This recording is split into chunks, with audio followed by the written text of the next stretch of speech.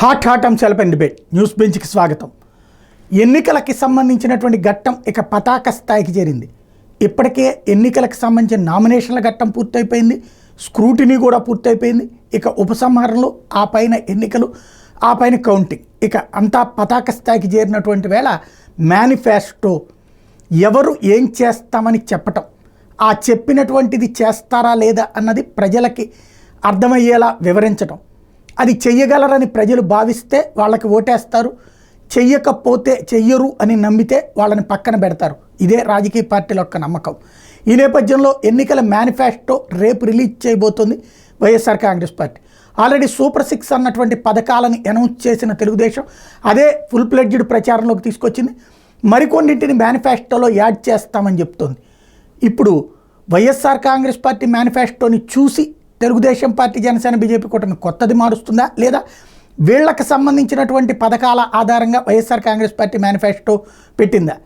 మరొక వైపున ముస్లిం రిజర్వేషన్లు అన్నటువంటి అంశం భారతీయ జనతా పార్టీ దేశవ్యాప్తంగా, అలాగే పక్కనున్న తెలంగాణలో కూడా, అలాగే ఇక్కడ కూడా ఆంధ్రప్రదేశ్ ముస్లిం రిజర్వేషన్లకి ఒక ప్రయోగశాలగా మారింది. దేశవ్యాప్తంగా ఆ విధానాన్ని రద్దు చేస్తామని ఒకవైపున పదే పదే చెప్తోంది భారతీయ జనతా పార్టీ. నరేంద్ర మోడీ నుంచి అమిత్ షా దాకా, తాజాగా కిషన్ రెడ్డి దాకా అదే స్టేట్మెంట్ ఇస్తున్నారు. దీని మీదన ఆంధ్రప్రదేశ్లో ఎన్నికల మేనిఫెస్టోలో ఏమైనా ఉంటుందా ఈ ఉమ్మడి ఎజెండాలో? ఈ అంశానికి సంబంధించినటువంటి చర్చలో పాల్గొంటూ ప్రస్తుతం మనతో పాటు ఉన్నారు చందు సాంబశివరావు, వైఎస్ఆర్ కాంగ్రెస్ పార్టీ సీనియర్ నాయకులు, అలాగే సింగళూరు శాంతిప్రసాద్, జనసేన సీనియర్ నాయకులు, యార్లగడ్డ రామ్ కుమార్, భారతీయ జనతా పార్టీ అధికార ప్రతినిధి, చెవులు కృష్ణాంజనేయులు, రాజకీయ విశ్లేషకులు మనతో పాటు లైవ్లో జాయిన్ అవుతున్నారు. ముందుగా రామ్ కుమార్ గారు, ముస్లిం రిజర్వేషన్స్ అన్న అంశం ఉంటుందా మేనిఫెస్టోలో? నమస్తే సాయి గారు, అలాగే మిగతా ముగ్గురికినండి. రావడం నా మీద ఎక్కువ పెట్టారు బాణం. అంటే అది ఆ టాపిక్ అయితే మీ దగ్గరే ఉంది కాబట్టి, మిగతాది అయితే కోరికలు ఇవన్నీ నడుస్తుంటాయి కదా. కాదండి, అది ఏంటో తెలియదు. కింద చూస్తేనేమో ప్రతి ఒక్కళ్ళనేమో మా ఓటింగ్ పర్సంటేజ్ గురించి మాట్లాడతారు, బయటకు వెళ్తే లేకపోతే ఎవరైనా. కాబట్టి అద్భుతమైన న్యూస్ కావాలన్నా, మైలేజ్ కావాలన్నా మాత్రం భారతీయ జనతా పార్టీ వైపే బాణాలు ఎక్కువ పెడతారు. అంతే, మా అదృష్టం తెలియదు. అంటే ముస్లిం రిజర్వేషన్ కోసం గతంలోనే అంటే ఈ ఎలక్షన్ క్యాండిడేట్స్ అనౌన్స్ చేసిన తర్వాత కూడా మా అధ్యక్షురాలు దాని మీద చెప్పారండి. దాని గురించి నేను, అంటే వారు ఏదో కామెంట్ చేశారు అన్న వార్త బయటకు వస్తే దాని మీద నేను ఎక్కడా కామెంట్ చేయలేదు, ఎవరో కూడా దాని గురించి మాట్లాడద్దని మాత్రం మాకు చెప్పారు సాయి గారు. అంటే ఆ రిజర్వేషన్ కి ఏంటి అనేది డెసిషన్ అంటే ఉంది లేదు, అసలు దాని మీద నిజంగానే మా పార్టీ లోపలైతే చర్చ రాలేదు. న్యూస్ వచ్చిన తర్వాత మాత్రం దాని గురించి ఎక్కడ మాట్లాడితే, ఎందుకంటే నేను ఎక్కడా దాని గురించి మాట్లాడలేదు. ఒక డెసిషన్ తీసుకుంటే ఏమైనా దాని మీద తీసుకుంటే మాత్రం చెప్తామని చెప్పారు సార్. అంటే దేశవ్యాప్త డెసిషన్ ఇక్కడికి ఉంటుందా, లేకపోతే ఇక్కడ సపరేట్ గా ఉంటుందా పార్టీ విధానం? అదే, అంటే ఇప్పుడు మేనిఫెస్టోకి వచ్చేపటికి మా ఎజెండా మాకు ఉంటది. ఎజెండా వచ్చిన తర్వాత ముగ్గురు పార్టీలు కూడా కూర్చుని ఏమేం చేయాలనే దాంట్లో డిస్కషన్స్ చేసుకున్నారు. ముందు మా పార్టీలో ఏంటి అనేది మేనిఫెస్టో కమిటీ కూడా పెట్టారు, మళ్ళీ ముగ్గురు కలిసి కూర్చున్నారు. ఏం చేస్తారనేది మాత్రం కంక్లూషన్కి వస్తారంట.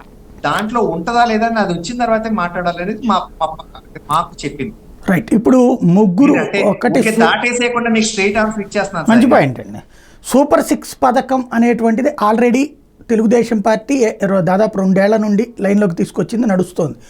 ఇప్పుడు మీరిద్దరు ఈయన మేనిఫెస్టో కమిటీలు వేసుకున్నారు, మేనిఫెస్టోలు పెడతారు. ఇప్పుడు ఎవరి మేనిఫెస్టో వాళ్ళది పెట్టడానికి ఉమ్మడి ప్రభుత్వం, కూటమికి హెడ్ తెలుగుదేశం పార్టీ. మరి మీవి కూడా కలిపినటువంటిది యాడ్ అయ్యి అవన్నీనా, లేకపోతే ఎవరికి వాళ్ళ లెక్క ఆ అధినాయకత్వం, అంటే తెలుగుదేశం పార్టీ రూలింగ్లో వస్తుంది కాబట్టి జంటగా మీరుంటారు కాబట్టి వాళ్ళు మీ హామీలకు కూడా ఎష్యూరెన్సా, లేదా ఇంకేదైనా ఎవరి వాళ్లే హామీలు ఇచ్చి ఫైనల్గా కామన్ మినిమం ప్రోగ్రామ్ లాంటిది ఏదైనా పెడతారా? ఒక మాట ఏంటంటే, తెలుగుదేశం హెడ్ ఇంకొక టైల్ అలా ఏమీ లేదు సాయి గారు, చాలా క్లియర్ గా ఉన్నాం మేము. ఇప్పుడు అంటే నేను అనేది దాంట్లో వేరే ఉద్దేశం కాదు. ఇప్పుడు ఎన్డీఏ ఉందనుకోండి, భారతీయ జనతా పార్టీ నేతృత్వంలోని ఎన్డీఏ కూటమి, అది కామన్, అంతే కదా. అట్లాగే ఇక్కడ తెలుగుదేశం నేతృత్వంలో ఎన్డీఏ కూటమి, ఎందుకంటే సంఖ్యాబలాన్ని బట్టి నేను అనేది.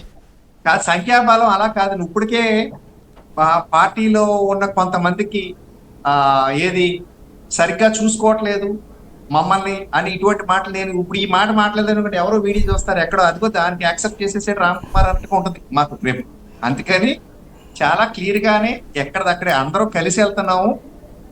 మేనిఫెస్టోకి వచ్చేటప్పుడు ఎవరి పాయింట్స్ వాళ్ళు రాసాక ఒక వాట్సాప్ నెంబర్ కూడా ఇచ్చి ప్రజలకు ఏం కావాలో అది కూడా తీసుకున్నారని ఇన్పుట్స్. అవన్నిటి నుంచి కామన్ మినిమం ప్రోగ్రామ్ అనేది ఒకటి తీసుకున్న తర్వాత దాన్ని ఇంప్లిమెంట్ చేయడానికి ఇప్పుడు పైన మీరు అన్నారు చూసారు Bharatiya Janata party all India స్థాయిలో అలాగా ఆల్ ఇండియా స్థాయిలో మోడీ గ్యారంటీ అనే దాని మీద కొన్ని ప్రోగ్రామ్స్ ఉన్నాయి, ఒక లిస్ట్ ఆఫ్ ప్రోగ్రామ్స్ ఉన్నాయండి. దాంట్లోకి వచ్చేదానికి ఆంధ్రప్రదేశ్ వచ్చేటప్పటికి ఎడిషన్సా ఓమిషన్సా లేదా మా పాయింట్స్ మాకున్నా కానీ ఇందులో ఇక్కడ బాబు గ్యారంటీ ఉంది. ఇక్కడ స్కీమ్ పేరు బాబు గ్యారంటీ, బాబు షూరిటీ, బాబు గ్యారంటీ. బాబు గారు గ్యారంటీ ఇచ్చారు, షూరిటీ మీ ఇద్దరు ఇవ్వాలి. రైట్.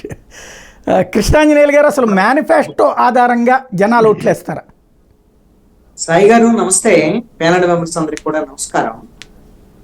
మేనిఫెస్టో గురించి మాట్లాడుకోబోయే ముందుగా రామ్ కుమార్ గారు మాట్లాడినటువంటి మాటల నుంచి కొన్ని అంశాలు ప్రస్తావన చేస్తారు. ఆయన ఒక ప్రస్తావన చేశారు, మాకేం ఓట్లు లేవంటారు, అందరూ మా గురించే మాట్లాడతారు అనేటువంటి దాన్ని. వాళ్ళు బీజేపీ కన్నా విడిగా పోటీ చేస్తే నోటాతో పోటీ పడేటువంటి బీజేపీ గురించి ఎవరు మాట్లాడేదానికి అవకాశం లేదు. ఖచ్చితంగా మాట్లాడే వాళ్ళు కూడా కాదు. ఆంధ్రప్రదేశ్ రాజకీయాల్లో అయింది, జాతీయ రాజకీయాల్లో ఎలాగో మళ్ళీ మూడోసారి గెలుస్తామని వాళ్ళు కూడా ధీమా ఉన్నారు. కాబట్టి అది 400 వస్తాయా, 350 వస్తాయా, 350 వస్తాయా, తర్వాత ఏదైనా మళ్ళీ బీజేపీ గెలుస్తుందనే చర్చ అయితే జరుగుతుంది. కాబట్టి జాతీయ రాజకీయాల్లో వాళ్ళకి ఆ చర్చ ఉంది. ఆంధ్రప్రదేశ్ రాజకీయాల్లో ఎందుకు బీజేపీ గురించి మాట్లాడుతున్నాం అని అంటే, బీజేపీ ఇప్పుడు వరకు చెప్పినటువంటి మాటలన్నీ పక్కన పెట్టేసి తెలుగుదేశం జనసేనతో పొత్తులోకి వెళ్ళింది. ఆల్రెడీ జనసేనతో గతంలో పొత్తులో ఉన్నారు. తెలుగుదేశంతో పొత్తు విషయంలో భీష్మించి కూర్చొని ఇప్పుడు తెలుగుదేశంతో పొత్తులోకి వెళ్ళింది. ఇప్పుడు పొత్తులోకి వెళ్ళిన తర్వాత ఈ తెలుగుదేశం కూటమిని బీజేపీ ఉంచుతుందా అనేటువంటిది చాలా కీలకమైన అంశం. అందుకని ఈ కూటమి మునిగిద్దా తేలిద్దా అనేటువంటిది బీజేపీ మీద ఆధారపడి, అందుకే బీజేపీ గురించి మాట్లాడుతుంది. బీజేపీ గురించి మాట్లాడుకోవాల్సిన అవసరం ఎడ్డు టేలేనే ఉంది. ఖచ్చితంగా రాజకీయాల్లో బలాబలాలను బట్టి వాళ్ళ స్థాయిని అంచనా వేస్తారు, ఆ స్థాయితో మాట్లాడతారు. ఇది సర్వసాధారణమైనటువంటి విషయం. ఎందుకు అని అంటే, మీరు ఇందాక ప్రస్తావన చేశారు ఎన్డీఏకి హెడ్ మరి బీజేపీ అయినప్పుడు ఆంధ్రప్రదేశ్ లో 144 అసెంబ్లీ స్థానాల్లో పోటీ చేసేటువంటి తెలుగుదేశం పార్టీ హెడ్ తోక ఖచ్చితంగా జనసేన పార్టీ, అదే బీజేపీ. జనసేన కన్నా ఒక 20 పైన సీట్లు ఉన్నాయి, వీళ్ళకి 10 కదా అసెంబ్లీ స్థానం. ఎవరు తోకెవరు అనేటువంటి దాని మీద ఒక క్లారిటీ ఉంటుంది. తోక పార్టీ అనే అంశాన్ని దాని వాళ్ళు అంగీకరించి తీరాల్సింది ఆంధ్రప్రదేశ్ రాజకీయాలు. మేము అంగీకరించమండి, అంగీకరించకపోతే మీరు అంగీకరించండి.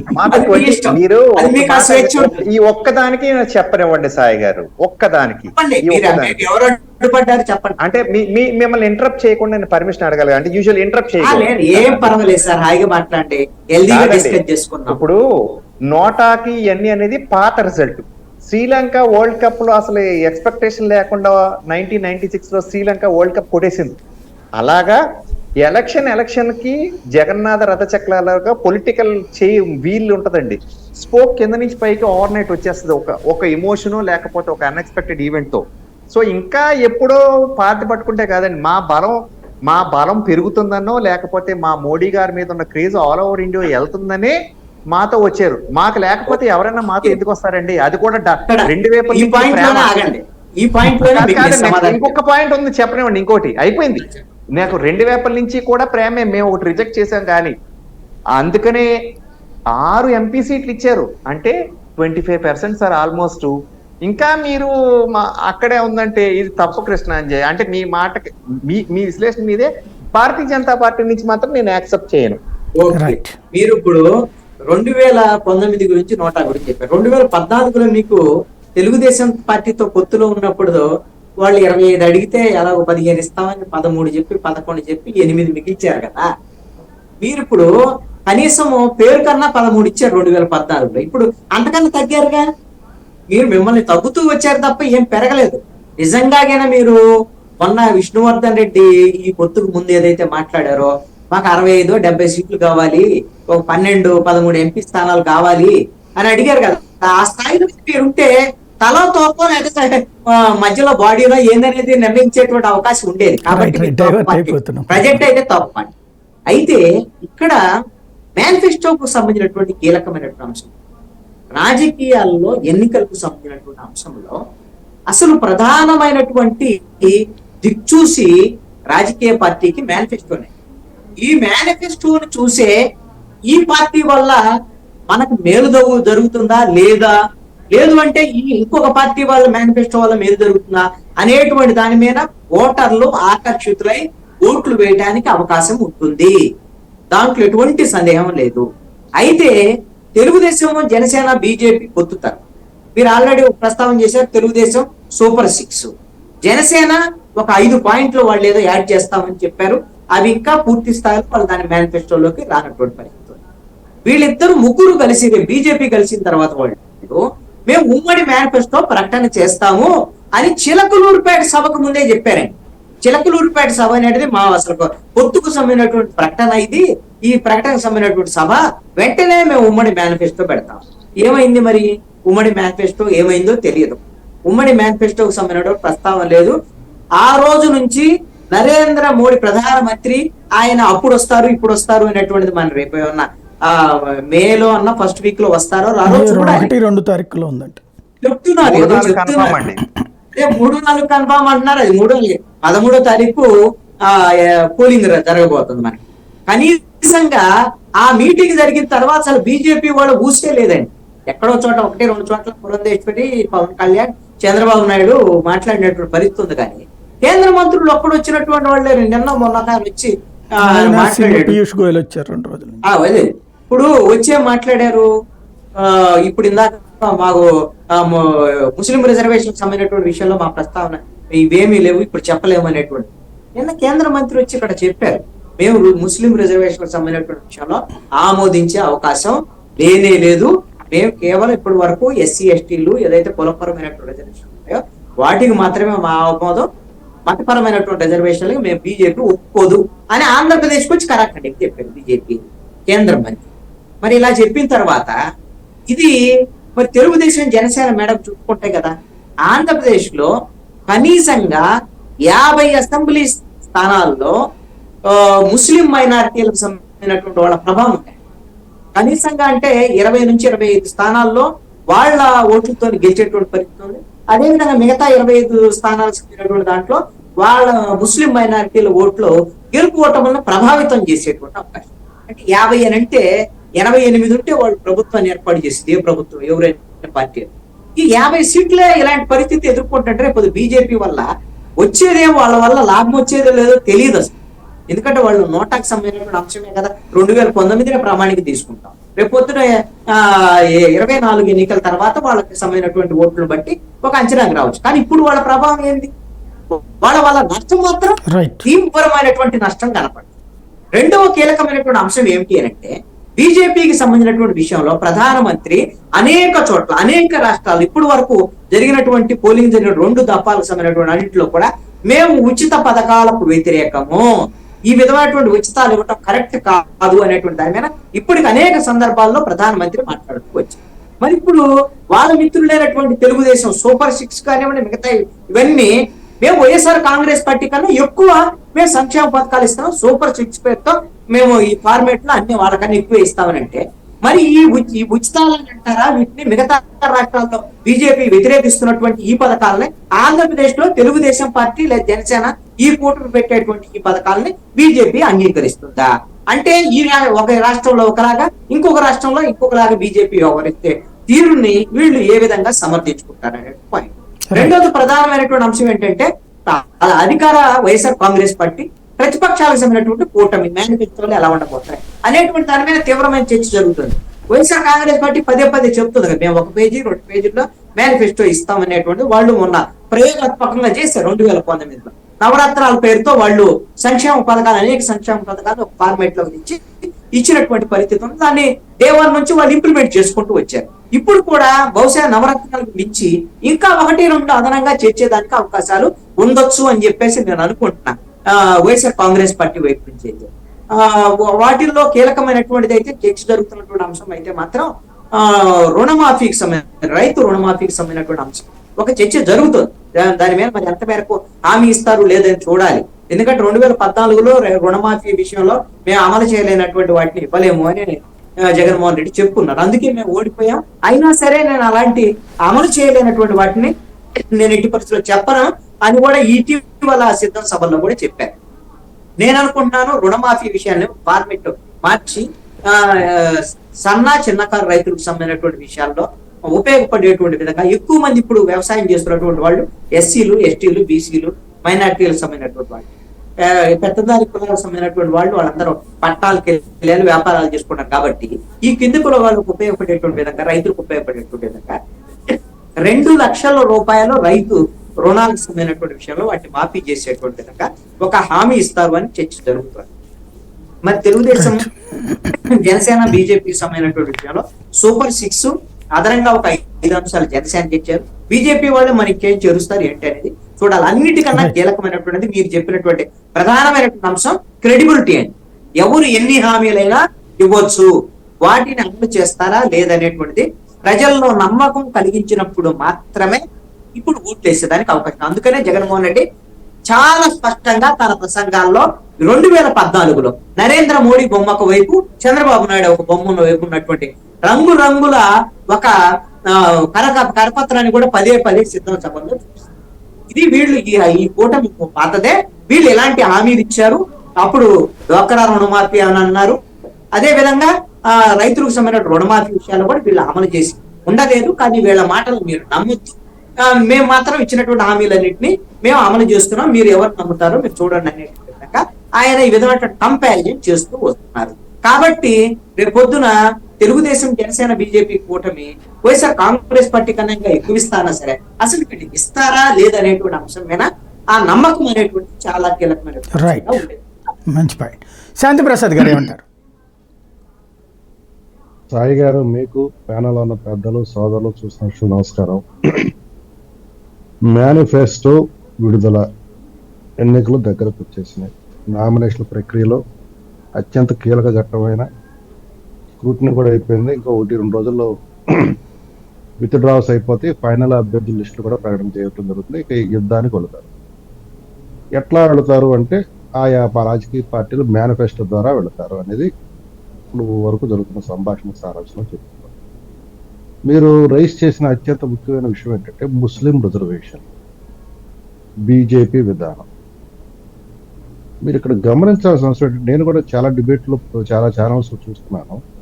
దీన్ని కావాలని అనవసరంగా రైజ్ చేస్తున్నారా అనిపిస్తుంది.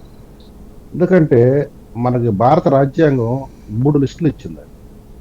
Central list, state list, concurrent list. ఇప్పుడు బీసీ రిజర్వేషన్ అనే అంశం మీద కేంద్ర ప్రభుత్వం ఒక స్పష్టమైన విధానం ప్రకటించింది. బీసీ రిజర్వేషన్ ఇవ్వటం అనేది రాష్ట్ర ప్రభుత్వాలకు సంబంధించిన వారి పరిధిలో ఉన్న అంశము అని. ఈ మధ్య కాపుల రిజర్వేషన్ సంబంధించిన విషయం అంశంలో కూడా స్పష్టం చేయడం జరిగింది పార్లమెంట్ ద్వారా. ఇప్పుడు ఆ రోజు రాజశేఖర్ రెడ్డి ఇచ్చిన ఆ రిజర్వేషన్ కూడా బీసీ కోటా పరిధిలోనే బీసీఈ అనే కేటగిరీ సృష్టించి ఇచ్చాడు. 50% లోపల ఉండాలి కాబట్టి అది వాళ్ళు అనుకున్నట్లుగా 6%, 5% కాకుండా 4% కుదించబడింది. ఇక్కడ మనం గమనించాల్సిన అంశం అంటే బీసీ హోదా రిజర్వేషన్ ఇచ్చిన అంశంలో ఆంధ్రప్రదేశ్ రాష్ట్రంలో ఉన్న ఆ యొక్క రిజర్వేషన్ తొలగించడం కేంద్ర ప్రభుత్వానికి కుదరదు. ఇది గుర్తు పెట్టుకుని దయచేసి. ఎందుకంటే ఇది ఆంధ్రప్రదేశ్ రాష్ట్రం తన యొక్క స్వీగా తీసుకున్న నిర్ణయము. తనకున్న పరిధిలో, రాజ్యాంగ పరిధిలో, తనకున్న హక్కుల మేరకు, తనకున్న ఆ యొక్క అధికారాల మేరకు తీసుకున్న అంశము. కేంద్ర ప్రభుత్వం చేయాలనుకుంటే రిజర్వేషన్లకు సంబంధించి, ముస్లింలకు సంబంధించి కేంద్ర ప్రభుత్వ చట్టాల ద్వారా వారు చేసుకోవచ్చు. కేంద్ర సర్వీసులు వాటికి సంబంధించి వాటిని చేసుకోవచ్చు. కానీ ఈ రోజు రాష్ట్ర ప్రభుత్వం, ఆంధ్ర రాష్ట్ర ప్రభుత్వం ఇస్తున్న ఆ 4% అనేది కేంద్ర ప్రభుత్వ సర్వీసులకు సంబంధించింది కాదు, కేంద్ర ప్రభుత్వ సంస్థలకు సంబంధించింది కాదు, కేంద్రానికి సంబంధించిన మిగతా ఏతర విషయాలకు సంబంధించింది కాదు, కేవలం రాష్ట్రానికి సంబంధించింది. కాబట్టి కొన్ని ప్రాంతాల్లో బీజేపీకి ఉన్న కొన్ని విధానాల కారణంగా అక్కడ ఉన్న ఆయా స్థానిక నాయకులు ఆ రకంగా మాట్లాడితే అది వారి వారి యొక్క రాష్ట్రాలకు సంబంధించిన వ్యక్తిగత అంశంగా మేము అంటే పరిగణిస్తాం. రాజ్నాథ్ సింగ్ రాష్ట్ర నాయకుడు కాదు కదా, సార్ రాజ్నాథ్ హోంమంత్రి సింగ్ గారు మాట్లాడి ఇది కాదు, నరేంద్ర మోడీ కూడా.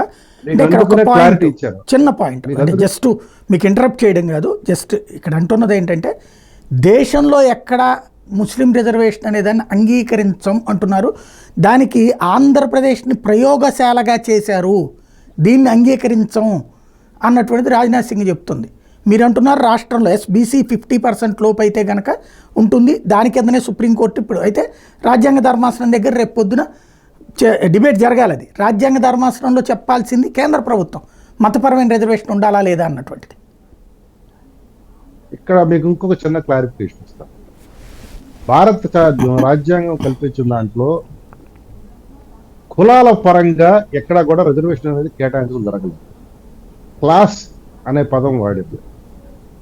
అంటే బడుగు బలహీన వర్గాలు వారి యొక్క ఆర్థిక పరిస్థితి, సామాజిక పరిస్థితి, ఇతరత్ర అంశాలు జోడించి ఒక రాజ్యాంగబద్ధమైన ఒక కమిషన్ ఏర్పాటు ద్వారా దాని యొక్క రికమెండేషన్ ద్వారా జరుగుతుంది. ఎస్సీ ఎస్టీలకు అయితే రాజ్యాంగమే కల్పించింది. ఇతరత్ర వర్గాల వారికి మటుకి ఒక విధానపరమైన దాని పరిశీలన పరిశోధన చేసి వాటి ద్వారా వచ్చిన అంశాలు మదింపు చేసి ఏ మేరకు చేయాలా ఏ మేరకు అనే దాని మీద ఒక పరిధి అనేది గీయడం జరిగింది. ఆ అంశాల క్రోడీకరించే బీసీ రిజర్వేషన్లు ఇవ్వటం జరిగింది కూడా. ఇప్పుడు ముస్లింలకు ఇచ్చిన ఆ యొక్క 4% రిజర్వేషన్లు కేంద్ర ప్రభుత్వం చెప్పొచ్చు సూత్రబద్ధంగా, వాళ్ళు మేము ముస్లింలు ప్రత్యేక, కానీ ముస్లింగా ఇచ్చారా, వారిలో అందరికీ ఇచ్చారా, వారిలో ఉన్న కొన్ని వర్గాలకే ఇచ్చారా, ఆ ఇచ్చినప్పుడు వారి ఆర్థిక పరిస్థితి సామాజిక పరిస్థితి చూపించారా, ఇది కూడా మనం పరిశీలించాల్సింది. ముస్లింలకు గుండగుత్తుగా ఇవ్వలేదు, ముస్లింలో కొన్ని వర్గాలు ఇచ్చారు. అది అక్కడ గమనించాలి. కానీ టోటల్గా ముస్లిం రిజర్వేషనే ఇక్కడ పాయింట్ ఏంటంటే ఎందుకు ఇక్కడ ప్రస్తావన అది వస్తుంది అంటే కర్ణాటకలో వాళ్ళు వచ్చాక తీసేశారు, అది మళ్ళీ పెట్టడానికి రెడీ అవుతోంది ప్రభుత్వం. తెలంగాణలో మేము వస్తే తీసేస్తామని చెప్తున్నారు, ఇంకొన్నది ఆంధ్రప్రదేశ్లోనే. ఇప్పుడు మీరందరూ కలిసి జట్టుగా ఉన్నారు కాబట్టి మీ ఎజెండాలో అది ఉంటుందా లేదా, అంటే ఉంచుతామని కానీ తీసేస్తామని కానీ ఉంచుతారా లేదా పాయింట్ అన్నది ఇక్కడ మెయిన్, అంతకు మించి మరి ఏం లేదు. దాని మీద రవికిరణ్ గారు కూడా చాలా, మన రామ్ కుమార్ గారు కూడా స్పష్టత ఇచ్చారు. మా యొక్క రాష్ట్రం సంబంధించిన అంశాల మీద మేము క్షుణ్ణంగా అధ్యయనం చేసి చేస్తామని. దేశవ్యాప్తంగా భాజపా విధానం అది, కానీ రాష్ట్రాల వారికి రాష్ట్రాలకు విధానాలు వేరుగా ఉంటాయి. అది రాజ్యాంగం ఆమోదించిన విధానాలు. కాంకరెంట్ లిస్టుగా లేదా స్టేట్ లిస్టులో ఉన్న అంశాల్లో రాష్ట్రాలకు కూడా అధికారం ఉంది. కాబట్టి రాష్ట్రం తీసుకున్న అంశాన్ని కేంద్రం కొట్టివేయదాలి. కానీ ఇక్కడ మీరు ప్రభుత్వంలో ఉంటారుగా, అధికారంలోకి వస్తే అందుకు కదా మీ ముగ్గురి మధ్యన ఒక స్పష్టత ఉండాలి కదా దాని మీద. మా ముగ్గురు మధ్య స్పష్టత ఉంది. ఆ స్పష్టత నుంచి అస్పష్టత తీసుకురావాలని ఇక్కడ స్థానికంగా ఉన్న తెలుగు మీడియా మటుకి విపరీతమైన కోడిగుడ్డు మీద ఏకల్లాగే ప్రయత్నాలు ఈ ముస్లిం రిజర్వేషన్ అంశం ద్వారా తీసుకురావడానికి అధికార పార్టీ మరి ఇంకా దాని మీద ఆజ్యపోయడానికి ప్రయత్నం చేస్తున్నాయి. ఆ ప్రయత్నాలు చెల్లవు. ఎందుకంటే వాస్తవాలు అర్థం చేసుకోవడం నేర్చుకోవాలి. ఇది కొన్ని మీడియా ఛానళ్ళు ప్రత్యేకంగా, ఎందుకంటే ఈ విషయం స్ప్రెడ్ చేయడానికి ప్రయత్నం చేస్తున్నాయి. బీజేపీ సరే ముస్లింలకు దూరం అనే కాదు, బీజేపీ ముస్లింలంటే మొదటి నుంచి వాళ్ళకి వ్యతిరేకమని, కానీ ముస్లింలు అత్యధికంగా సెక్యూరిటీగా ఉన్నదే బీజేపీ పాలనలో, వాజ్పేయి గారి పాలనలో, నరేంద్ర మోడీ గారి పాలనలో. మత కలహాలు ఆగింది కూడా అప్పుడే. పాయింట్ నేను అంటున్నది అదే. ఇక్కడ పాయింట్ ఏంటంటే ఎందుకు వస్తుంది అంటే దేశమంతా ఈ మాట ఇంతవరకు రాలా, ఈ ఉపన్యాసాలు ఇప్పుడు రావడం వలన, అది కూడా ఇప్పుడు పొత్తులోకి ఉండటం వల్ల మీరు ప్రభుత్వంలోకి వస్తున్నామని చెప్పి గట్టిగా నమ్ముతున్నందువల్ల వస్తుంది పాయింట్. అది మీకు ఒక చిన్న ఉదాహరణ చెప్తాను సార్. ఈ చిన్న ఉదాహరణతో నేను ముగిస్తాను. ఈ మధ్య కాకినాడలో మా బొలిశెట్టి సత్య గారు ఆయన పార్టీ పరంగా తిరుగుతూ ఒక కళాశాలకు వెళ్ళడం జరిగింది. ముస్లిం మహిళలు ఉన్న దాంట్లో సుమారుగా 100 పైన ముస్లిం యువత అక్కడ రావడం జరిగింది. ఆయన ప్రశ్న వేశాడు వాళ్ళకి, బీజేపీని మీరు ఎందుకు ద్వేషిస్తున్నారు, లేదా బీజేపీని మీరు ఎందుకు ఆదరించట్లేదంటే వాళ్ళు సామూహికంగా చెప్పిన సమాధానం, అది మతతత్వ పార్టీ, విద్వేషపూరితమైన పార్టీ, ఫండమెంటల్ పార్టీ, ముస్లింలంటే వ్యతిరేకత వ్యక్తం చేసే పార్టీ అనేది చెప్పుకుంటూ వచ్చారు. అప్పుడు ఆయన చిన్న వివరణ ఇస్తానమ్మా, తర్వాత మీరు అభిప్రాయాలు చెప్పారు. ఈ రోజు మీరు పెళ్లి కాకునే మహిళలు కదా, రేపు పెళ్లిళ్ళు అవుతాయి, పెళ్లిళ్ళు అయిన తర్వాత మీ భర్తలకి మీ మీద పడకపోతే తలాక్ తలాక్ తలాక్ అంటాడు. మరి మీ తలాక్ విధానం ప్రకారం మీకు ఒక 500 1000 రూపాయలు ఇచ్చేసి వదిలిచ్చేసుకోవచ్చు భర్త. కానీ ఆ యొక్క సామాజిక కోణాన్ని నరేంద్ర దామోదర్ దాస్ మోడీ గారు ఒక్క చట్టంతో తీసేసి మీ ముస్లిం మహిళల హక్కుల్ని, మీ జీవితాలని ఏ రకంగా కాపాడాడో మీకు అర్థమైందా? మీకు ఆశలో ఆ హక్కు వాటా ఏ రకంగా కల్పించడం అర్థమైందా అని చెప్పిన తర్వాత ఆయన ప్రసంగం పూర్తవగానే 100 మంది కూడా బీజేపీ విధానాలను అప్రిషియేట్ చేశారు, నరేంద్ర మోడీ గారి విధానాలను అప్రిషియేట్ చేశారు. ఈ అవేర్నెస్ ఇప్పుడు మనం తీసుకెళ్లాల్సిన అవసరం ఉంది. మంచి పాయింట్.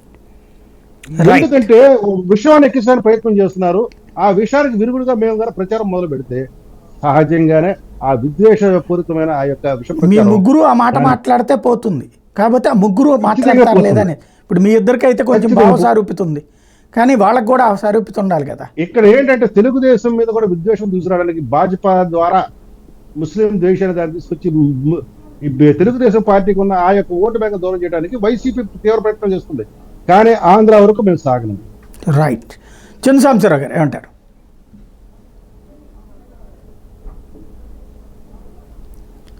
సాంబశివరావు గారు.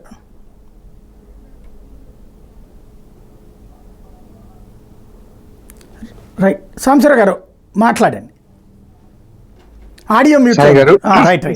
సాయి గారు మీకు ప్యానల్లో ఉన్న పెద్దలు కృష్ణాంజనేయులు గారికి, శాంతిప్రసాద్ గారికి, రామకుమార్ గారికి అందరికీ నమస్కారం.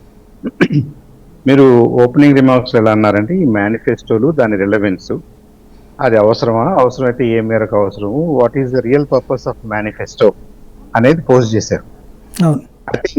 ఐ థింక్ ఇండివిజువల్ పార్టీస్ కానివ్వండి, కూటమి కానివ్వండి, వాళ్ళు ఎలక్షన్స్ ని ఫేస్ చేస్తూ ఈ నెక్స్ట్ 5 years వాళ్ళు ఏ ఐటమ్స్ ని ప్రయారిటీస్ గా తీసుకుంటూ ప్రయారిటైజ్ చేస్తూ మన రాష్ట్రాన్ని నడపబోతున్నారు, మన దేశాన్ని నడపబోతున్నారు అనే అంశాలు డెఫినెట్ గా మేనిఫెస్టోలో మెన్షన్ చేస్తారు.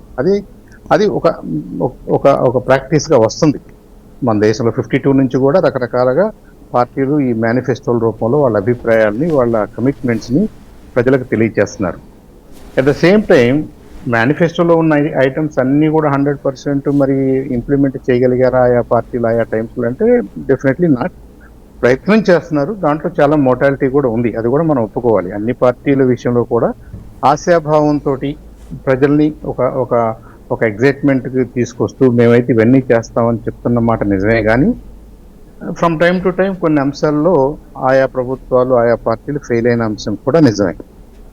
ఈ బ్యాక్గ్రౌండ్లో ఇప్పుడు మనం కొత్తగా ఈ 24కి ఏం చేయాలన్నప్పుడు సపోజ్ వైఎస్ఆర్ పార్టీ ఏం చేయాలి, రేపు మేనిఫెస్టో రిలీజ్ చేద్దాం అనుకుంటున్నారు. ఏం చేస్తున్నారు, 14లో మనం ఏం మేనిఫెస్టో పెట్టాము, మనకు అధికారంలో రాలేదు కాబట్టి దాన్ని మనం 19కి ఎలా రివైజ్ చేస్తాం. 19కి మనం రివైజ్ చేసిన మేనిఫెస్టోలో ఏ అంశాలను మనం చేయగలిగాము, ఏ మేరకు చేయగలిగాము, దాని ఫలితాలు ఎలా ఉన్నాయి ఉన్నప్పుడు దాన్ని మరి బాగా ఫలితాలు ఉన్నాయి, ఇంకా ఆ ఐడియాస్ని కొనసాగించాలి అనుకున్న దాన్నేమో కొనసాగించాలి, అవసరం లేదు అనుకున్న దాన్నేమో మోడిఫై చేయటం ఆపటం చేయాలి. లేదు ఇంతకుముందు మనం దాన్ని గమనించలేదు, ఇప్పుడు తెర మీదకి వచ్చిన కొన్ని అంశాలు ఉండొచ్చు, వాటిని కూడా మనం పరిగణలోకి తీసుకోవాలి. జనరల్గా ఈ 3 రకాల ఐటమ్సే ఉండబోతున్నాయి.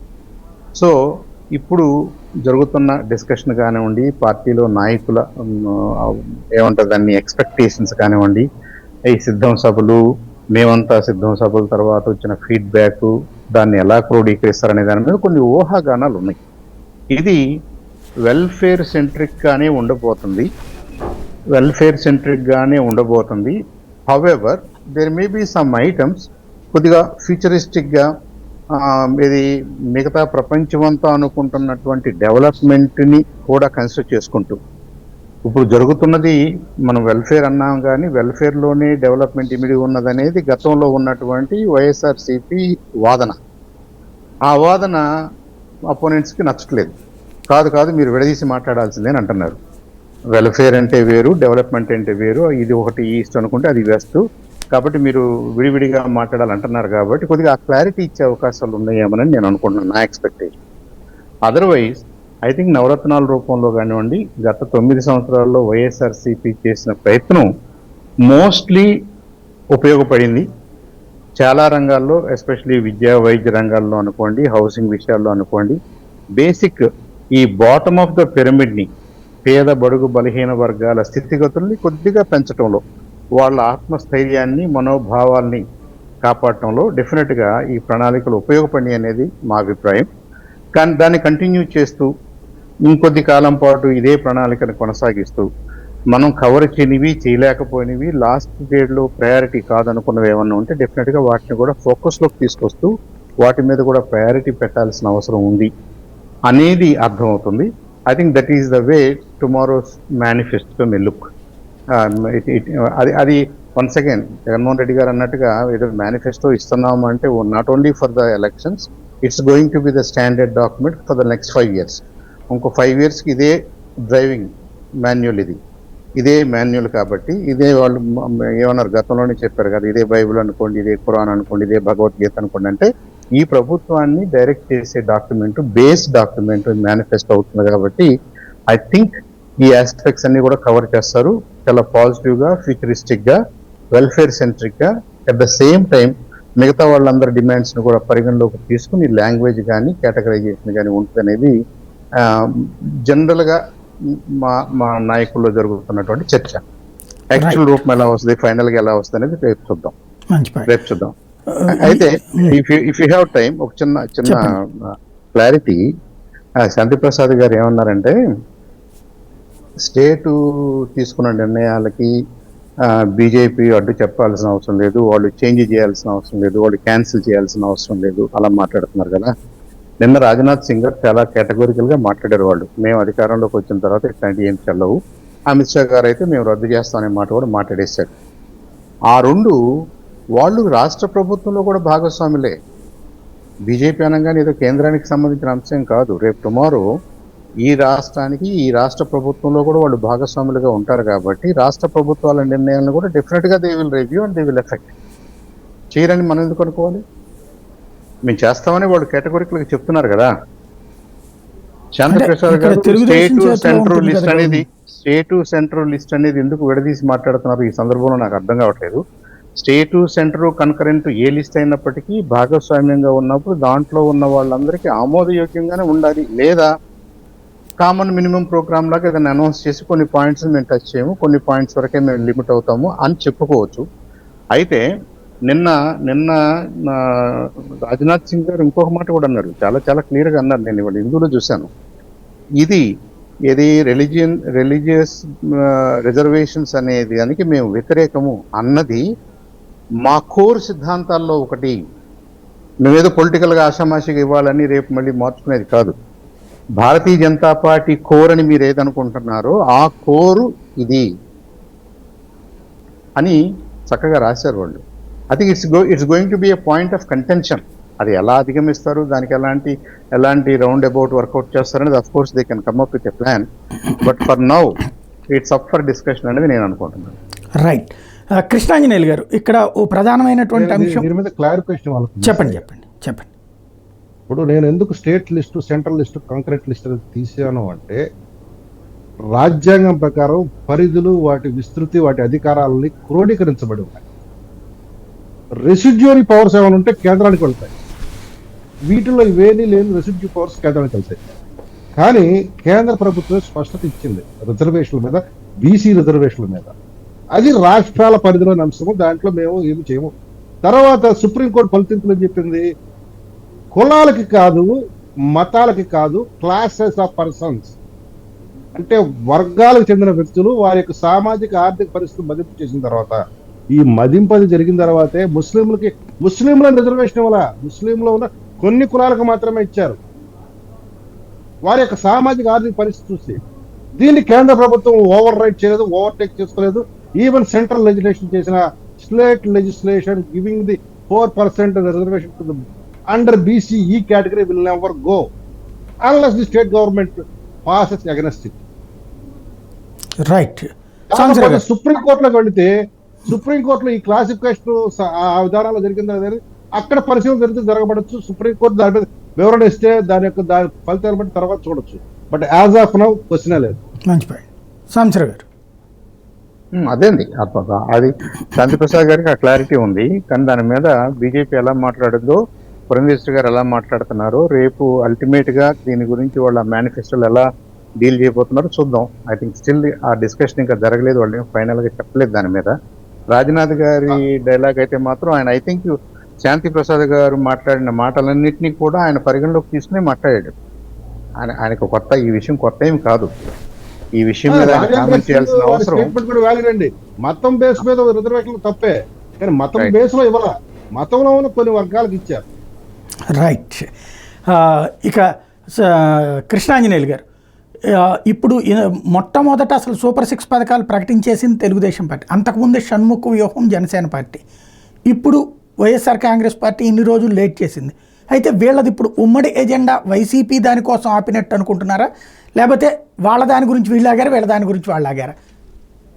నేను అనుకుంటున్నాను తెలుగుదేశం జనసేన మేనిఫెస్టోకి సంబంధించినటువంటి విషయం ఆల్రెడీ పలు దఫాలు సమావేశాలు అయ్యాయి. వాళ్ళిద్దరు కూడా ఒకే మేనిఫెస్టో దేనికి రాలే, కొన్ని అంశాల ప్రస్తావన చేశారు కానీ జనసేన వాళ్ళు రెండూ కలిపి ఉమ్మడి మేనిఫెస్టో ప్రకటన దశకు తీసుకురాలేకపోయారు. చాలా మీటింగులు జరిగాయి, నాకు తెలిసి 4 మీటింగులు జరిగినట్టుగా ఉన్నాయి అఫీషియల్ గా జరిగిన మీటింగ్స్. వాళ్ళు కొన్ని 5 రకాల ప్రతిపాదనలు ఏవో చేశారు. అమరావతి రాజధానితో పాటు ఏదో డోక్రా రుణాలకు సంబంధించినటువంటి అంశము, ఇవన్నీ కూడా రుణమాఫీకి సంబంధించి. ఎందుకు రుణమాఫీ అని జనసేన చేసింది అని అంటే, తెలుగుదేశం పార్టీకి ఆ విధమైన హామీ ఇచ్చారనుకోండి, తెలుగుదేశం ఇస్తే జనం నమ్మేదానికి అవకాశం లేదు. ఎందుకు 2014లో తెలుగుదేశం జనసేన, అప్పుడు జనసేన లేదు ప్రభుత్వంలో, పార్టీ వాళ్ళు అధికారులు నేరుగా పోటీ చేయలేదు, మద్దతు మాత్రమే ఇచ్చారు బీజేపీ. 2014లో బీజేపీ తెలుగుదేశం పొత్తులో ఉండి వాళ్ళు ఆల్రెడీ ప్రకటించినటువంటి కదా అది డ్వాక్రా రుణమాఫీకి సంబంధించి కానీ రైతు రుణమాఫీ కానీ ఆ రెండు కూడా ఫెయిల్ అయినటువంటి పరిస్థితి. ఇప్పుడు మళ్ళీ దాన్నే హామీ ఇస్తే జనం ఎలా నమ్ముతారు? అసలు మొత్తాన్ని నమ్మకుండా పోయేదానికి ప్రమాదం. అందుకనే పవన్ కళ్యాణ్ ద్వారాగా ఆ విధమైనటువంటి హామీ ఇప్పించడానికి మరి చంద్రబాబు నాయుడు ప్రయత్నం చేస్తున్నాడు అని నేను అనుకుంటున్నాను. అసలు వాళ్ళిద్దరికే ఒక ఉమ్మడి మేనిఫెస్టో రానటువంటి పరిస్థితి ఉన్నటువంటి పరిస్థితిలో బీజేపీ వచ్చి అసలు బీజేపీ కను అసలు తెలుగుదేశం ఇచ్చినటువంటి మేనిఫెస్టో పూర్తి కాంట్రడిక్టరీ అండి. వాళ్ళ ఆలోచనలు సిద్ధాంతానికి ఇది పూర్తి విరుద్ధమైనటువంటి మేనిఫెస్టో. అసలు వీళ్ళు మరి రేపు పొద్దున బీజేపీని ఇంకా మిగతా రాష్ట్రాల్లో క్వశ్చన్ చేస్తారు. ప్రధానమంత్రి నరేంద్ర మోడీని కూడా మిగతా రాష్ట్రాల్లో క్వశ్చన్ చేసేదానికి అవకాశం ఉంది. మీరు అక్కడైతే పొత్తు పెట్టుకున్నారో ఆంధ్రప్రదేశ్ లో, అక్కడ ఈ విధమైనటువంటి ఉచిత పథకాలు లేదా సంక్షేమ పథకాలు వీటికి ప్రాధాన్యత, వీటికి మీరు అంగీకరించారు కదా, మీరు ఇక్కడే మరి మిగతా రాష్ట్రాల్లో వచ్చి అవన్నీ కుదరదు అని ఎట్లా చెప్తారు అనేటువంటి దాన్ని క్వశ్చన్ చేస్తే ఏం చెప్తారు? ఇది ఐడియాలజికల్ డిఫరెన్సెస్ ఉన్నటువంటి ఇష్యూ కింద మారిపోతాం. అందుకోసమనే వీళ్ళు మేనిఫెస్టో విషయంలో అసలు ఒక కంక్లూషన్ కి రాలేకపోయారు అనేటువంటిది 3 పార్టీలు అనేటువంటిది ఇది పెద్ద అవరోధమైనటువంటి అంశంగా కూడా ఉంది ఈ 3 పార్టీలకు సంబంధించి. అది దీని కాకుండా అసలు 3 పార్టీలు కలిసి ఏకతాటిపైకి రావడానికి ఒక మేనిఫెస్టోనే కాదండి, సీట్ల దగ్గర గొడవలు మొదలైపోయినాయి. అవన్నీ పూర్తి కాకుండా ఇప్పుడు అసలు ఆల్రెడీ నామినేషన్లు కూడా అయిపోయినాయి. ఇంకా అనేకమైనటువంటి సమస్యలు శేష ప్రశ్నగానే ఉన్నటువంటి పరిస్థితిలో నామినేషన్ ప్రక్రియ అయిపోయింది. ఇప్పుడు అయిపోయిన తర్వాత ఇప్పటికీ కూడా 3 కలిసి ఏకతాటిపైకి రావడానికి అనేకమైనటువంటి సమస్యలు ఉన్నాయి వాళ్ళ మధ్య. అది ఎట్లా అధిగమిస్తారు ఏంటి అని వాళ్ళు చూసుకోవాలి. ఇప్పుడు ఉమ్మడి మేనిఫెస్టోకి సంబంధించినటువంటి అంశం ఇది కొత్త అవరోధానికి సంబంధించినటువంటి అంశం, దాన్ని ఎలా అధిగమిస్తారు? అంతేగాని వైఎస్ఆర్ కాంగ్రెస్ పార్టీ మేనిఫెస్టోని చూసి మనం ఏదో అదనంగా చేద్దాము వీళ్ళు ఆగుతున్నారని నేను అనుకోవట్లేదు. తెలుగుదేశానికి సంబంధించినటువంటి 6 అంశాలు తప్ప అదనంగా ఏమీ లేదు. జనసేన చెప్పినటువంటి 5 అంశాలకు ఇంకా 1, 2 చేరుస్తారు, అవన్నీ బయటకు వచ్చినటువంటి అంశాలు. బీజేపీ అయితే నాకు తెలిసి మోడీ గ్యారంటీ అనేటువంటి అంశాలు ఏవైతే ఉన్నాయో వాటినే ఇక్కడ కూడా ప్రచారంలో పెడతారు తప్ప నాకు తెలిసి ఏపీకి సంబంధించినటువంటి విషయంలో ప్రత్యేకంగా ఒక వాళ్ళ ప్రతిపాదన కింద ఏ అంశం కూడా మేనిఫెస్టోలో ఉంటుందని నేను అనుకోను. వాళ్ళు మాత్రం వాళ్ళ ప్రాధాన్యమైనటువంటి అంశంగా ముస్లిం రిజర్వేషన్లు అనేటువంటి దాన్ని మేము వ్యతిరేకంగా అంగీకరించమనేటువంటిది ఖరాఖండిగా అది ఎలాగో బెటర్ అండి, అది బెటర్. ఎందుకోసమనంటే అసలు ఇప్పుడు ఈ స్టేట్మెంట్ ఇస్తేనే ఇప్పుడు నోట్లో పచ్చి ఎలక్కాయ పడ్డట్టుంది తెలుగుదేశం పార్టీకి. తెలుగుదేశం పార్టీ ఏం సమాధానం చెప్పుకోవాలండి? బయటికి వెళ్ళి బీజేపీ వాడు పదే ఈ రాష్ట్రానికి వచ్చి మేము ముస్లిం రిజర్వేషన్లు ఇవ్వం, మేము వ్యతిరేకం, దీన్ని అంగీకరించం అని పదే చెప్తుంటే తెలుగుదేశం వాడు వాటిని సర్ది చెప్పాలో అర్థం కానటువంటి పరిస్థితి ఉంటే ఇంకా వాడు మేనిఫెస్టోలో పెడితే ఇంకేముండదు, జనాలు రేపొద్దున ఓట్లు అడిగేటువంటి పరిస్థితి ఉంటుందా? కూటమి తరఫున వెళ్ళి అవకాశమే ఉండదు అలాంటిది పెట్టడానికి నేను. రైట్. రామ్ కుమార్ గారు, మీరంటూ మేనిఫెస్టో కమిటీ వేసినట్టున్నారు పాకా సత్యనారాయణ గారి ఆధ్వర్యంలో. ఇవి తెలుగుదేశంతో కలిపి యాడ్ అవుతాయా లేకపోతే మీ మేనిఫెస్టోగా ఉంటుందా? మేనిఫెస్టో కమిటీ మాకు వేసారండి. వేసిన తర్వాత వాళ్ళు ఉమ్మడిగా కూర్చుని చేస్తున్నారు. ఇప్పుడు మేము ప్రెస్ మీట్లు ఎలాగైతే ఉన్నాయో మా అధికార ప్రతినిధులు వాళ్ళ అధికార ప్రతినిధులు కలిసి ఉమ్మడిగా ఎలా కూర్చుంటున్నారో మేనిఫెస్టో కోసం ముందు 4-5 ఐటరేషన్స్ జరిగినాయండి అటు ఇటు కూడా. కాబట్టి మాకు కామన్ ఏమైతే ఉన్నాయో ఎడిషనల్ పైనుంచి ఏమేమి వస్తున్నాయో దానికి ఒకవేళ అడిషనల్ గా ఏమైనా స్టేట్ ఇవ్వాల్సి వస్తే ఇవన్నీ యాడ్ చేసుకుని ఖచ్చితంగా బయటికి ఒక అద్భుతమైన వంటకం బయటకు వస్తుంది. అదేమి ఇబ్బంది లేదండి. ప్రస్తుతం ఉప్పు కారం వేస్తున్నారు, ఏదో ఒకటి ఉంటది కదండి. ఇప్పుడు నాతో చప్పగా ఉంటారు, నాతో చప్పగా ఉంటారు, ఇక్కడ కాస్త కాయగూరలు కోసే దశలో ఉంది. మీరు వంటకం గురించి అడిగితే ఎట్లాగా? ఇప్పుడు అలా కాదండి శాంతి ప్రసాద్ గారు. ఇప్పుడు ఎలాగుందంటే చందు సాంబశివరావు గారు ఇప్పుడే మా నుంచి బయటికి ఎలా వెళ్ళారు, ఈ లోపల ఏం జరుగుతున్నాయి అనేది వారికి తెలుసు అండి. వారు కూడా అయినా సరే అంత గట్టిగా ఏదో వెళ్ళిపోయారు కదా అని ఏదో శత్రువులు ఫైర్ చేసినట్టయితే ఫైర్ చేయట్లేదు, ప్రశాంతంగానే ఇలా చెప్తూ ఉన్నారు. కాకపోతే ఇప్పుడు ఈ కృష్ణాంజనేయులు గారు ఇప్పుడు కాదు ఎప్పటి నుంచి చూస్తా ఉన్నాను, అసలు ఈ బీజేపీ జనసేన భారతీయ టీడీపీ కలవడమే ఆయనకి ఇష్టం లేదు.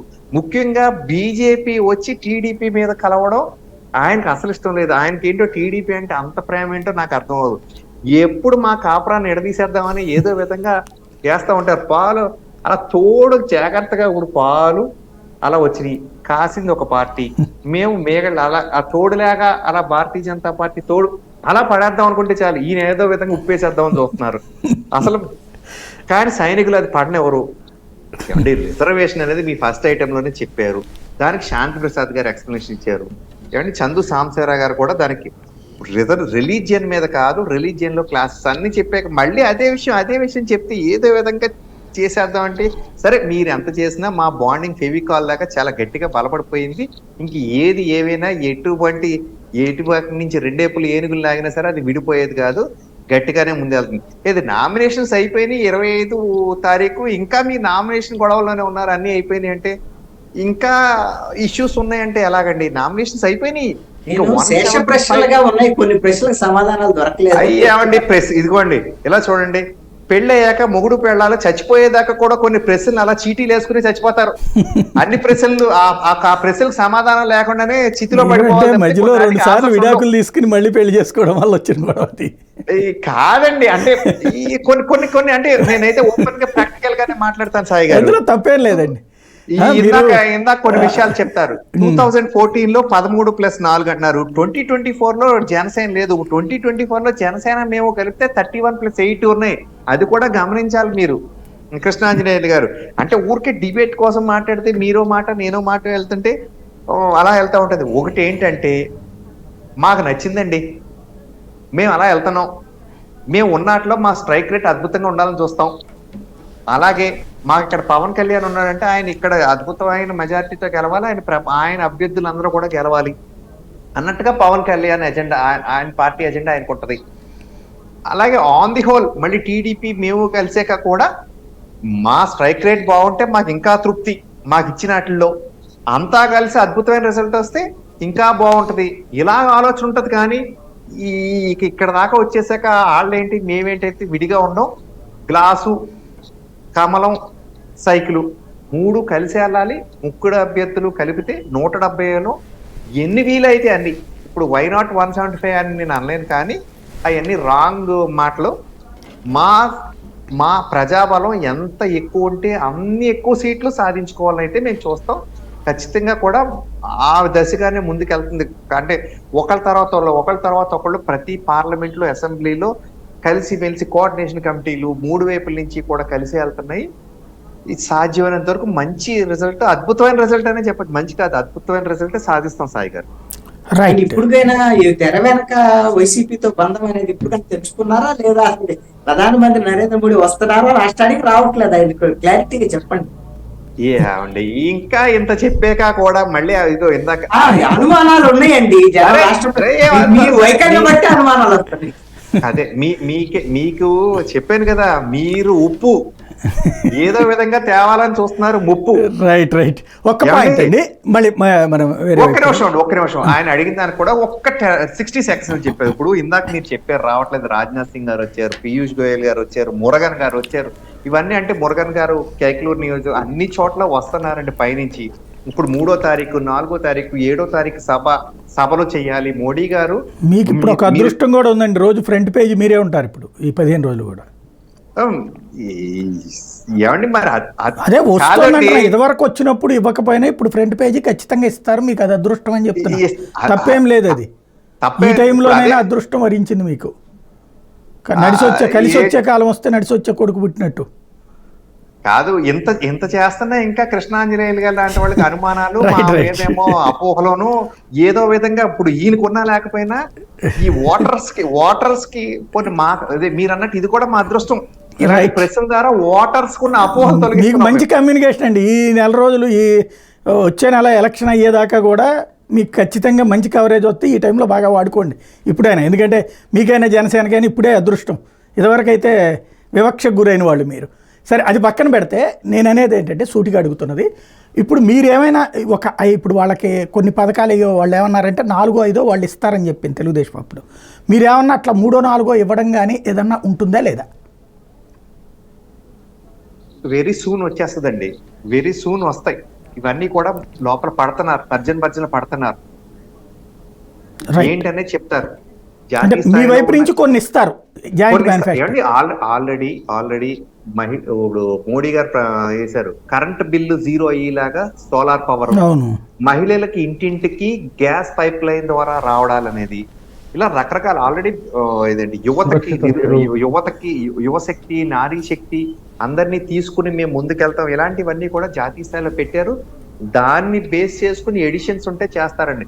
ఇప్పుడు ఇక్కడ ఇచ్చే రైతు భరోసాలో మా షేర్ ఎంత అనేది ఇవన్నీ కూడా మేము ఫస్ట్ నుంచి చెప్పుకుంటూ వస్తున్నాం. కానీ మీరు అన్నట్టు ఏంటంటే మాకు కవరేజ్ లేకపోయింది. అయితే ఇందాక మీరు ఈ విషయం బాగానే గుర్తు చేశారు. ఇందాక చందు సాంబశివరావు గారు అన్నదానికి మరి ఆయనే చెప్పారు, వెల్ఫేర్ ఇస్తే డెవలప్మెంట్ అయిపోతుంది అంటే మాత్రం నాకు కొంత దాంట్లో దాని మీద మళ్ళీ చర్చ వేరే వైపుకి వెళ్తుంది. మాతో 4 ఏళ్ల పాటు ఉన్నారు, ఆయన కూడా పూర్తిగా వెల్ఫేర్ దాని మీద డెవలప్మెంట్ అవ్వదు ఇవన్నీ అని కూడా గతంలో ఆయన మా పార్టీలో ఉండగా అంటే టాపిక్ డైవర్ట్ కాకుండా ఒక్క మాట చెప్పండి. ఈవేళ ఏది మీరు చెప్పినటువంటి అంటే దేశవ్యాప్తంగా 1 కోటి ఇస్తున్నారు, ఇది పవర్ది సోలార్ పవర్ దేశవ్యాప్తంగా 1 కోటి, అందులో ఆంధ్రప్రదేశ్కి ఇట్లాంటిది ఏమైనా ఇస్తారా హామీ? నాకు తెలిసి అలా ఉండదండి, నాకు తెలిసి అలా ఉండదు.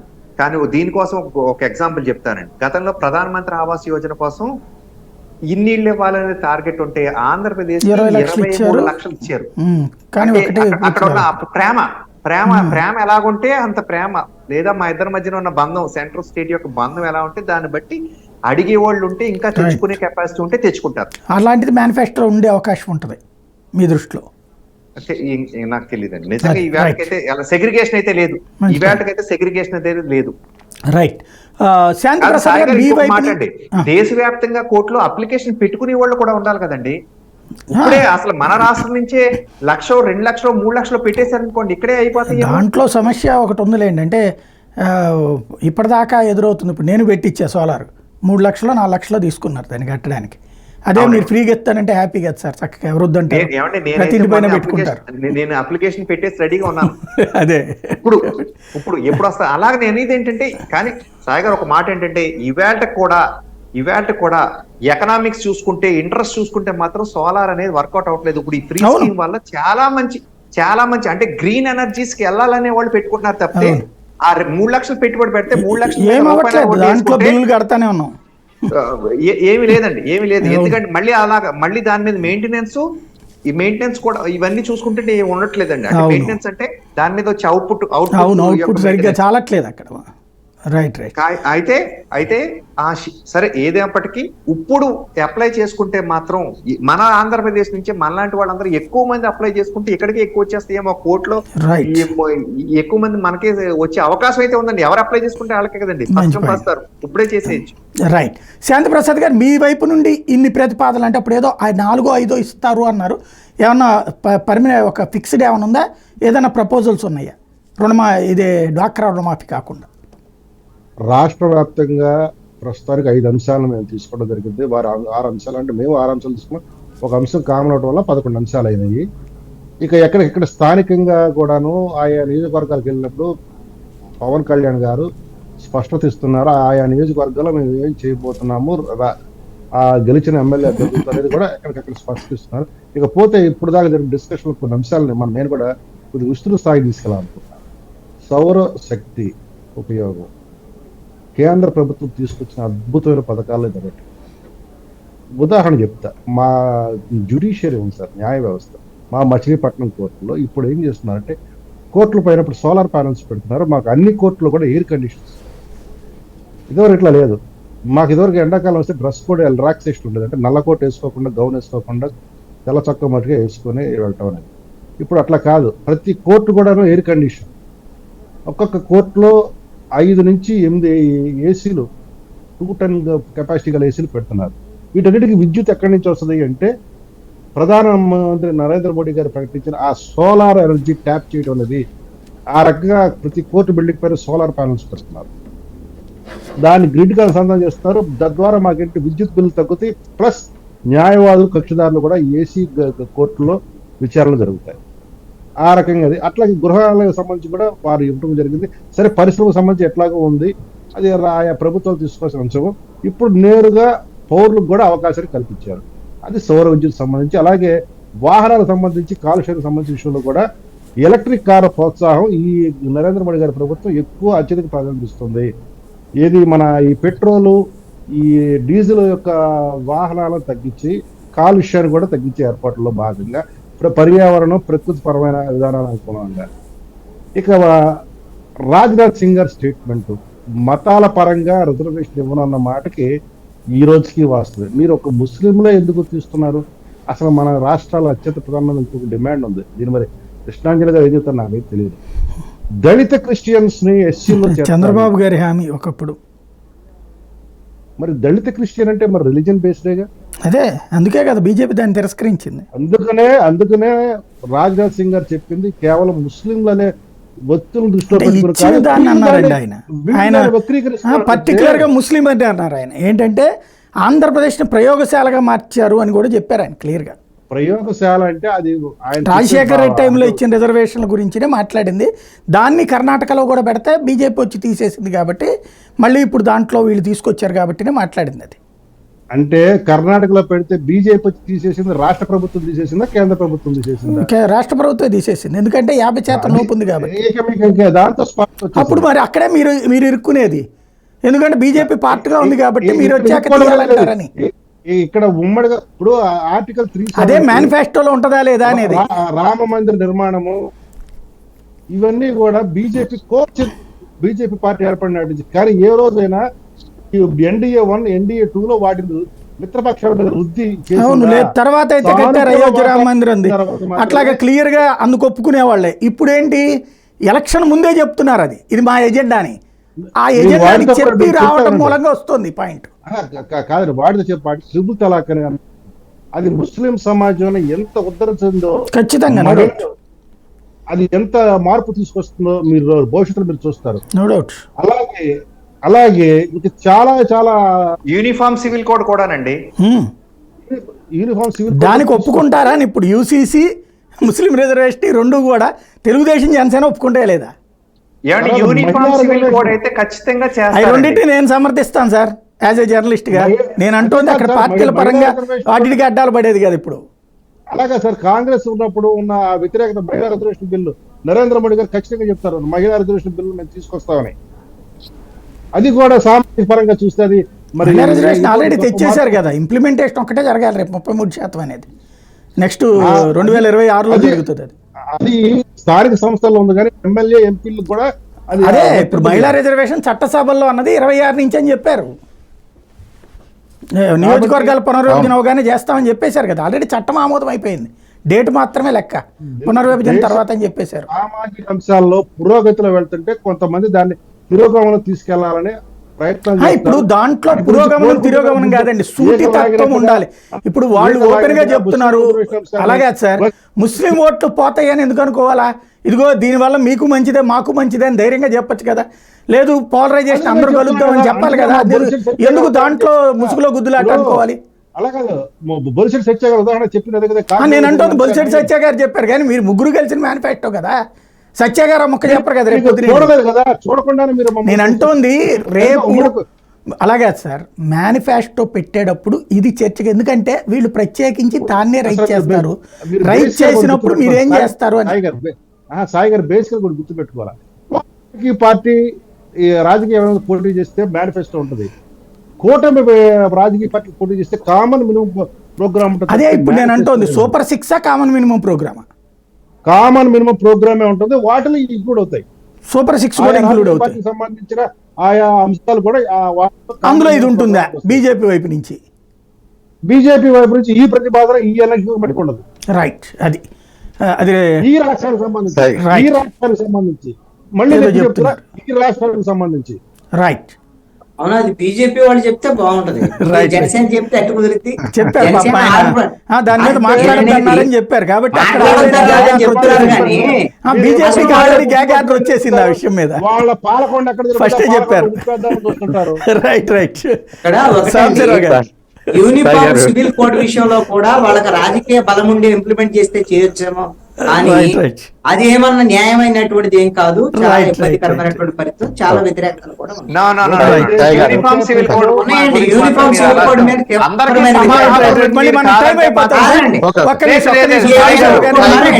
అంటే కాదండి, ఏదో విధంగా మా మీద తీసుకొచ్చారు బలవంతంగా, వ్యతిరేకిస్తున్నారు.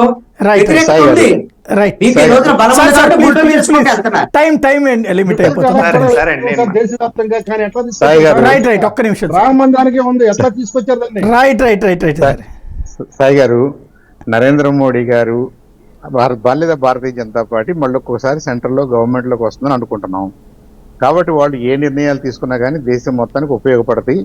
కాబట్టి ప్రత్యేకంగా వీళ్ళు కూటమిలో ఉన్నా లేకపోయినా భారతీయ జనతా పార్టీ ఉంది కాబట్టి తెలుగుదేశం పార్టీకి ఒరిగేది ఏం లేదు, భారతీయ జనతా పార్టీ కూటమిలో లేదు కాబట్టి వైఎస్ఆర్కి వచ్చే ఇబ్బంది లేదు. ఇలాంటి అంశాలు 1-2 అంశాలు కొద్దిగా ట్రిక్కీగా తయారవుతాయి కాబట్టి కూటమి has to be ready for those things. మిగతా సోలార్ సబ్సిడీలు, రైతులకు ఇచ్చేది, మహిళలకు ఇచ్చేది, అవన్నీ కూడా కేంద్రం ఏది ఇస్తుందో ఇక్కడ స్టేట్ ప్రభుత్వాలు ఏదన్నా కానీ ఇస్తుంది కదా. 14 నుంచి మనం కావాలంటే ఆంధ్రాకి ఎక్కువ ఇస్తున్నామని బీజేపీ కూడా క్లెయిమ్ చేస్తుంది, ఆ ఇబ్బంది ఏం లేదు. కాబట్టి ఇక్కడ స్పెసిఫిక్గా బాటిల్ నెక్స్ ఏమున్నాయి అంటే వాళ్ళకి అబ్జెక్షనబుల్ ఐటమ్స్ ఏమన్నా ఉంటే ఈ స్టేట్లో ఉన్నటువంటి జనసేన టీడీపీ దాన్ని ఎలా అధిగమిస్తాయో చూసుకోవాలి. మిగతా మంచి జరిగేది ఏదన్నా ఉంటే ఈ ప్రభుత్వాలు ఏదన్నా కానీ ఆ మంచి జరుగుద్ది. కేంద్ర ప్రభుత్వం అనేది టీడీపీ కాబట్టి ఒక రకంగానూ, వైఎస్ఆర్సీపీ కాబట్టి ఒక రకంగానూ ఉండదు కదా వాళ్ళ policy. Number 2, I think as of today Janasena BJP వాళ్ళ యాడ్స్ అన్ని కూడా సపరేట్ గానే వస్తున్నాయి. అవును, నరేంద్ర మోడీ గారితో సపరేట్ గానే వస్తున్నారు. ఇక్కడ మనకు కూడా నిజం తెలియాలని చెప్పేసి నేషనల్ అంటే నేషనల్ పార్టీ తరపున తెలుగులో ట్రాన్స్లేట్ చేసి ఇస్తున్నాయి అనమాట, స్టేట్ పార్టీ తరపున కాదు, అది ఆంధ్ర బీజేపీ అంటారు, ఒట్టి బీజేపీ అని వస్తుంది, ఒట్టి బీజేపీ వస్తుంది, తెలుగులో వస్తుంది, బాగుంది. అంటే మన ఆంధ్రాకి ఏం చేశారో కూడా చెప్తున్నారు వాళ్ళు. తర్వాత వీళ్ళు ముగ్గురు కలిపి చేసిన లోగో తోటి కొన్ని యాడ్స్ వస్తున్నాయి. ఆ యాడ్స్ సూపర్ 6 యాడ్సే. అవును, సూపర్ 6 మీరు ఎలా చేస్తారు, మాది కూడా యాడ్ చేసేదాకా మీరు మా లోగో వేయకూడదు కదా అని చెప్పేసి వీళ్ళు ఎవరు అబ్జెక్ట్ చేయట్లేదు. పవన్ కళ్యాణ్ గారు కానీ, జనసేన కానివ్వండి, లేదంటే బీజేపీ కానివ్వండి, దానికి ఏమి అబ్జెక్షన్ ఏం లేదు వాళ్ళకి. సూపర్ 6 కూటమి తరఫున యాడ్స్ అని అందరూ అనుకుంటున్నారు, అదే నిజం కావచ్చు. ఇంకా తర్వాత ఎక్కువ స్పేస్ ఉంటుందని నేను అనుకోవట్లేదు. మంచి point, thank you very much. దాన్ని దృష్టిలో పెట్టుకుని రిలయబిలిటీ, ట్రస్ట్ వర్దినెస్, ఏ నాయకుడు అన్నది చేస్తాడు అనేది ప్రామాణికంగా పోతుంది. I think YSR definitely scores better in that aspect. Thank you very much అండి. సాంబశివరావు గారు, శాంతిప్రసాద్ గారు, రామ్ కుమార్ గారు, కృష్ణాంజనేయులు గారు. ఇది ఓవరాల్గా అయితే ఎన్నికల మేనిఫెస్టోల కాలం వచ్చేసింది. ఇక మేనిఫెస్టోని జనం నమ్ముతారా లేదా అన్నటువంటి దాని మీదనే ఎన్నికలలో ఫలితాలు ఆధారపడతాయని ప్రతి ఒక్కళ్ళు అంగీకరిస్తున్నారు. అసలు మేనిఫెస్టోలో ఏమిస్తారు, అది సూపర్ 6కి అదనంగా యాడ్ అయ్యి కొత్త మేనిఫెస్టో వస్తుందా తెలుగుదేశంది, లేదా ఉన్నదాన్నే కొనసాగిస్తారా? మరొక వైపున వైఎస్ఆర్ కాంగ్రెస్ పార్టీ మేనిఫెస్టో ఎలా ఉంటుంది, రుణమాఫీ లాంటి వాటికి, లేకపోతే ఈ మత రిజర్వేషన్ల అంశం మీద బీజేపీ అంటుంది కాబట్టి అది కావాలని చెప్పి దాన్ని తీసుకొచ్చి యువతల వీళ్ళని పరీక్షకు పెడతారా ఏంటనేది చూడాల్సింది. ఏం జరుగుతుందో చూద్దాం.